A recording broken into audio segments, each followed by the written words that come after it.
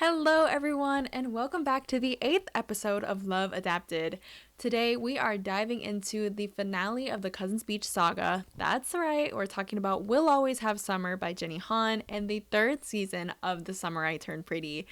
We got a lot to talk about, so let's get right into it.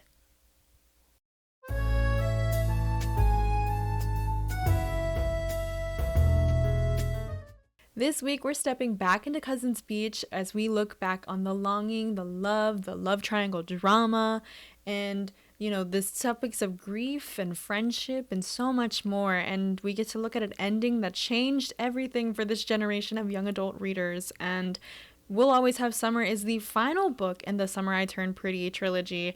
And this season 3 is long awaited to be adapted on screen. I know everyone was going crazy about it online, so there's a lot for us to get into. So let's talk about all the major on-screen adaptations and changes that have happened. In the We'll Always Have Summer book, Belly is now in college and she's been dating Jeremiah now for 2 years. Their relationship looks steady, but underneath it's shaky and confusing. Everything falls apart when Jeremiah cheats on Belly with Lacey Barone on spring break.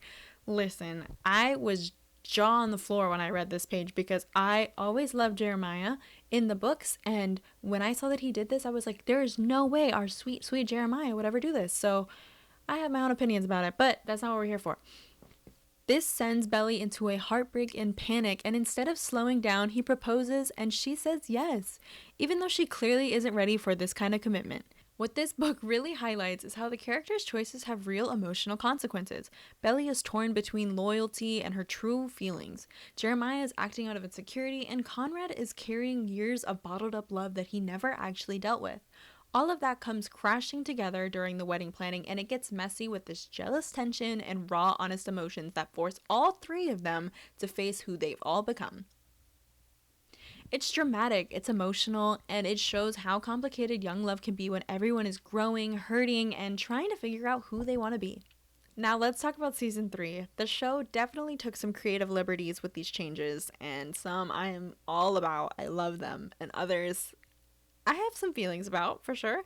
And first off, I do love the expanded world. I do love how we get to see more about Laurel's career as an author. I love that we're getting to see Taylor thrive in college and her sorority, getting an internship in New York for PR, and we also get to see some of the chaos, the not so great moments of Steven getting in his car accident and having to deal with his health for a little bit, obviously scaring his family. And then we also have some new characters that were not in the books, such as the friends that Belly made while she was in her France trip. And I thought that was really fun because we obviously get to hear about Benito in the books, but we don't get to know anything more than he was a fling and what's happening with that. And Conrad's like slightly jealous about it in his letters, but I really secretly enjoyed it. And I loved getting to meet these new characters because they just made the France storyline so much more fun.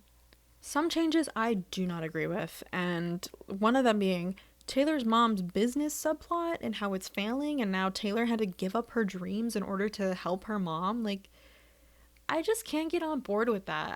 It took up so much time to talk about what her business was, how she was trying to restore it, how Steven's trying to help her with her accounting, like business accounts and the money that's like draining out of it, and how Taylor had to give up her dreams internship in order to help her mom. Like, that makes no sense. I'm glad to see that Taylor thrived later on in life, but it's also, I don't know, it wasn't the best example of a mother-daughter relationship, but I did really appreciate how she showed up for Belly when her own mom wouldn't be there for her because she didn't agree with the wedding. I did appreciate that. However, with that topic in general, there was just so much filler in these episodes, and Jenny Han promised there would be no filler episode. And I felt like there was so many, and we lacked a lot of depth within the love triangle. We lost the plot, and I just kind of felt like once we finally got to Conrad and Belly getting to be together again, it was like so rushed, and we had no time to really get to grow into their relationship and grow into who they are now and not who they were then or in the past couple seasons. So I was not happy with all the filler, and the plots, in my opinion, just did not matter. So who wins, the book or the show? For me, it's the book. I mean, like, there's nothing that compares to this book, and I loved the series. I loved this final season. I do enjoy how it ended. However, I just don't think that it hit all the points that I needed it to, and I really wanted more from the love triangle plot. We'll Always Have Summer is like a novel that's emotional, intense, and truly delivers the payoff that we've spent like 3 books waiting for. The book gives us like the raw emotion of Jeremiah's jealousy, Conrad's heartbreak, and Belly's confusion, and it's messy like in the best way. We get to see Belly's tug of war between the 2 brothers and how it finally settles, and every moment of longing and heartbreak feels earned. And so for that, I give this book a 9 out of 10. Now, for the show, it's visually breathtaking. The story and the characters, I always will love seeing them on screen. They are so talented altogether. But Belly spends so much of the season being cold and dismissive toward Conrad that by episode 10, I was just ready for Conrad to pick up his things and just leave. This entire family, like leave the Fisher family, leave Belly, leave everyone behind, and just like go live your life anywhere else.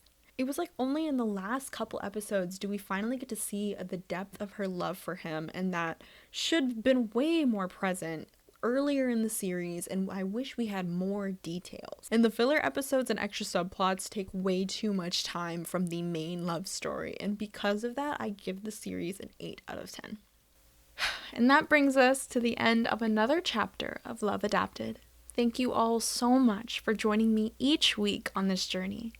It has been such a joy to come back, sit down with you all, and talk about the stories we all love and see how they translated from page to screen. This series has meant the world to me, and I hope that it brought you comfort, nostalgia, and a little bit of bookish magic each week. But for now, keep your hearts open and your bookmarks ready. Goodbye.